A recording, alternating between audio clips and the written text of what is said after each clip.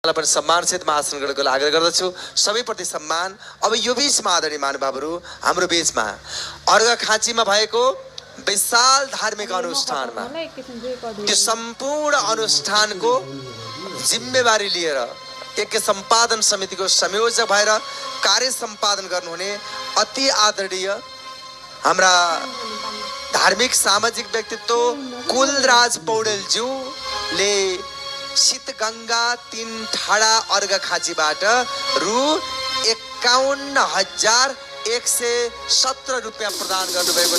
एकपल्ट जोरदार ताली सम्मान वाला सम्मान सहित मायाको चिनो सहित यो सम्मान पत्र ग्रहणको लागि अग्रभागमा म आग्रह गर्दछु र विशेष गरी हामीलाई गौरव र गर्व महसुस भएको छ।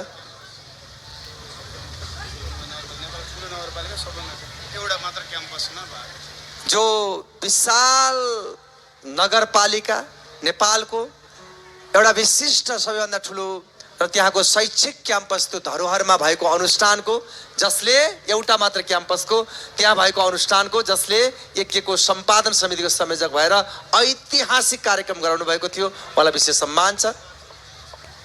र जुन कथामा परमपूज्य महाराज श्रीले स्वयं आफैले कथा भन्नुभएको थियो आज उहाँको आगमन भएको छ। एकपटक हामी सबैको ताली दुई हातमाथि उचाली उचाली सम्मानको लागि म विशेष आग्रह गर्दै अब उहाँका मुखारबिन्दबाट महत्त्वपूर्ण शब्दबाणी जोडिदिनका लागि म विशेष अनुरोधका साथ आग्रह गर्दछु। धन्यवाद कार्यक्रम सञ्चालकज्यू र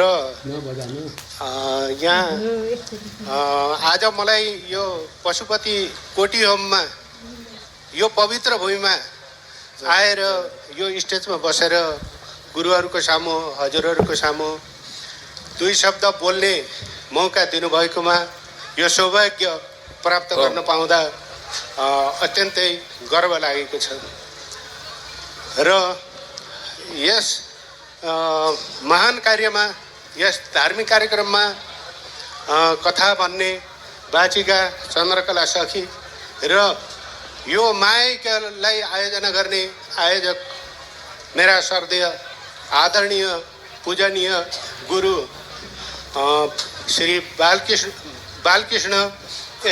बाल योगेश्वर कृष्ण मूर्ति महाराज जीलाई सम्मान गर्न चाहन्छु र यहाँ उपस्थित हुनुभएका सम्पूर्ण मान्यजन बुद्धिजीवी भद्रबलादमी अब काठमाडौँमा रहेका सबैलाई र यहाँ उपस्थित आमा बुवा दाजुभाइ दिदीबहिनीहरू श्रद्धालु भक्तजन साथै बुद्धिजीवी सबैलाई म सम्मान गर्न चाहन्छु एकमुष्ट र म अर्घाखाँची जिल्लाको शीतगंगा नगरपालिका वार्ड नम्बर 3 ठाडा भन्ने ठाउँबाट आएको कुलराज पौडेल भन्ने मान्छे हो। मलाई यो महायज्ञमा कहिले जाउँ भन्ने भइरहेको थियो।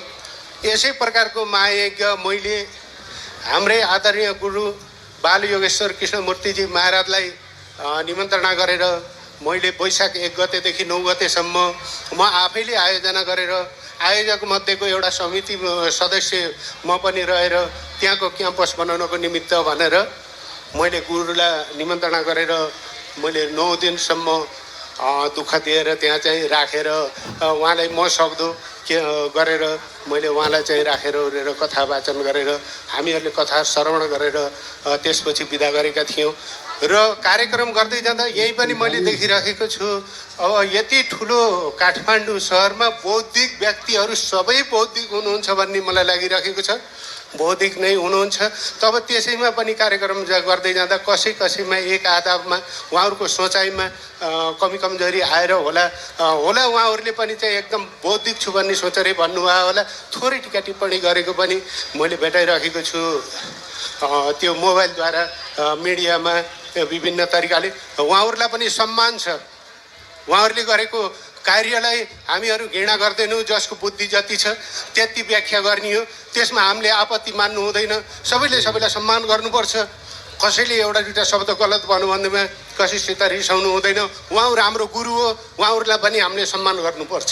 उहाँहरूबाट पनि हामीले पाठ सिक्न पाएका छौँ। दुई शब्द सिक्न पाउँदा हामीहरूलाई पनि खुसी लागिरहेको छ र मैले त्यहाँ क्याम्पस बनाउने भन्दै कार्यक्रम गर्दै जाँदाखेरि म पनि त्यो पिँढीमा त्यो स्टेजमा म पनि परेको हो जस्तो अहिले गुरुला लगायत आयोजकलाई र हाम्रा कथावाचिका देवीहरूलाई एक दुई शब्द कसैले नराम्रो शब्द भन्नुभयो। त्यसै प्रकारले मलाई त्यो ठाउँमा माया गर्दै जाँदा 80% व्यक्ति टोटल ममाथि आक्रमण गरेर चाहिने नचाहिने त्यसै प्रकारका टिप्पणी गरेर पुरै चाहिँ मलाई मेसेजहरू गरिराख्नु भएको थियो, त्यसरी कमेन्टहरू गर्नुभएको थियो।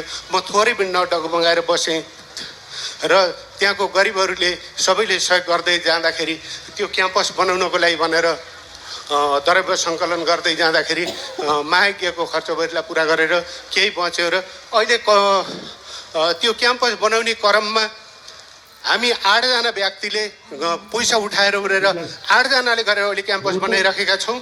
निजी पैसा जेबबाट राखेर क्याम्पस बनाउने भन्ने मेरो सोच थियो। त्यसले आयोजना गरेर त्यसरी चाहिँ महायज्ञ सुरु गरेका थियौँ र अहिले त्यो क्याम्पस बन्दैछ। हामीहरू प्लास्टरको काम भ्याएर पेन्ट गर्न सुरु गरिराखेका छौँ। गर्नेलाई सहयोगी मन हुनेलाई दानवीरदाताहरूलाई कुनै चिजले केहीले अवरोध गरेर अवरोध हुँदैन। मानव 2 दिनको निमित्त आएको यहाँ ईश्वरले पठाएर आएको, ईश्वरले खोज्दाको दिन जानुपर्छ भन्ने कुरा सबैलाई थाहा छ। राजा महाराजा अच्छा खासा मान्छे पनि सबै जानुभयो भने हामी कोही होइन, हामी पनि एक दिन जाने हो। ईश्वरले पठाएर आएको हामीले सत्कर्म गरेर भगवानको नाममा 2 पैसा अर्पण गऱ्यौँ भने सबैभन्दा ठुलो कुरो त्यही हो भन्ने लाग्छ। कमाइको 5% हामीहरूले जति आम्दानी गरेका छौँ हुँदैन, उनीले घर जग्गा बेचेर दिनु हुँदैन। कमाइको आधारमा 5% भए पनि दान गर्नुपर्छ र अन्त्यमा म यो लामो समय लिन्न, किनभने गुरुले जुन चाहिँ कार्य, यस्तो महान कार्य नेपालमा यो चाहिँ कोटियो महायज्ञ भनेको भूत न भविष्यति सायद अब पहिला त हुने कुरै थिएन, पछि पनि होला नहोला। मैले चाहिँ यसो भन्न सक्छु, यस्तो कार्यक्रम गर्दै जाँदा पनि उहाँलाई चाहिँ 2-4 वटा शब्द चाहिँ यसरी आएको देख्दाखेरि एकदम मन दुखेको छ। म शुभचिन्तकको मेरो गुरु हुनुहुन्छ, मैले आजभन्दा 6 महिना पहिले चिनेकै थिएन, तर मेरो मनमुटुमा बस्न सफल हुनुभएको छ। मैले लगेर त्यहाँ महायज्ञ गर्दै जाँदाखेरि यसरी कसैको जेबबाट पनि जबरजस्ती उहाँले पैसा लिनुभएको छैन, तैँले दिनै पर्छ भनेर पनि भन्नुभएको छैन। यस्तो महान कार्य गर्दाखेरि पनि अलिकति चाहिँ नराम्रो शब्दहरू आएको छ। त्यसलाई मनन त्यसरी चाहिँ सकारात्मक नसोचौँ, जसको बुद्धि जति छ त्यति नै गर्ने हो। उहाँहरूलाई पनि धन्यवाद छ, कमेन्ट लाइनलाई मैले बधाई दिएँ भन्दै मेरा 2 शब्द यही अन्त्य गर्छु। हस् त, धन्यवाद, नमस्कार, राधे राधे। धेरै धेरै धन्यवाद समाजसेवी धार्मिक व्यक्तित्व जसले अर्घाखाँचीमा भएको विशाल अनुष्ठानको संयोजक जस्तो जिम्मेवारी लिएर कार्य सम्पादन गर्नुभएको थियो कुलराज पौडेलज्यू। आफूले काम गर्दा पनि धेरै अप्ठ्यारो चुनौती भोगेकै हो। समाजमा जसले राम्रो काम गर्छ त्यसलाई निन्दा गरिन्छ, खुट्टा तान्ने प्रयास गरिन्छ, तर कर्म गर्नले हामी डगमगाउनु हुन्न भन्ने सन्देश प्रवाह गरेर बिदा हुनुभएको छ। एकपल्ट जोरदार तालीवाला सम्मानलाई म विशेष आग्रह गर्दछु। यति बेला आदरणीय महानुभावहरू ताराबहादुर थापा, यसै गरी मन्जु थापा लगायत सम्पूर्ण परिवार